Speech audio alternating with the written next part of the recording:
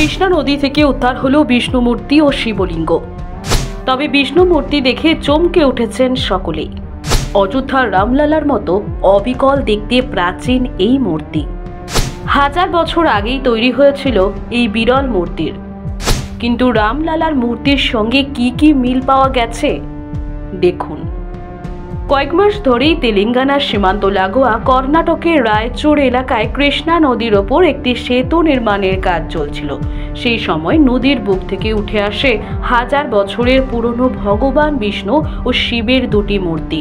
কাকতালীয়ভাবে অযোধ্যায় সদ্য প্রাণ প্রতিষ্ঠা হওয়া রাম মন্দিরে স্থাপিত রামলালার মূর্তির সঙ্গে বিষ্ণু মূর্তিটির যথেষ্ট সাদৃশ্য রয়েছে বলে জানা গিয়েছে। রামলালার মূর্তিটি খোদাই করেছিলেন কর্ণাটকেরই ভাস্কর অরুণ যোগীরাজ। ঐতিহাসিকদের মতে সম্ভবত যুদ্ধের সময় সুলতান শাসকদের হাত থেকে রক্ষা করতে মূর্তিগুলি ইচ্ছাকৃতভাবেই নদীর বুকে ডুবিয়ে দেওয়া হয়েছিল। জানা গেছে শতক পুরনো বিষ্ণুর এই মূর্তিটি। তবে সবুজাভ রঙের পাথরের খোদাই করা মেটে রঙের মূর্তিটি দেখতে অনেকটাই অযোধ্যার রামলালার মূর্তির মতো বলেই দাবি স্থানীয়দের। সেতু নির্মাণকারীরাই মূর্তি এবং শিবলিঙ্গটি উদ্ধার করে স্থানীয় প্রশাসনকে খবর দেন।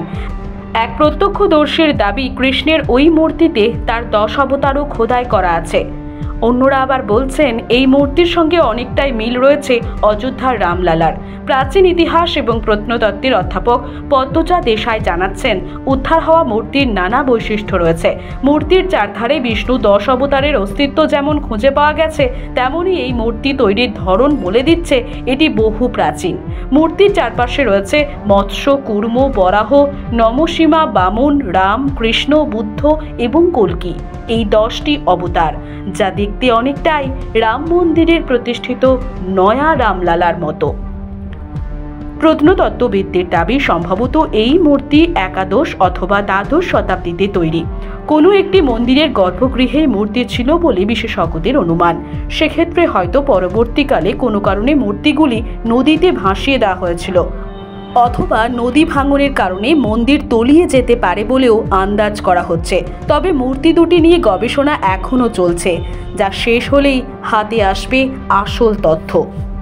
ব্যুরো রিপোর্ট, মহানগর 24x7।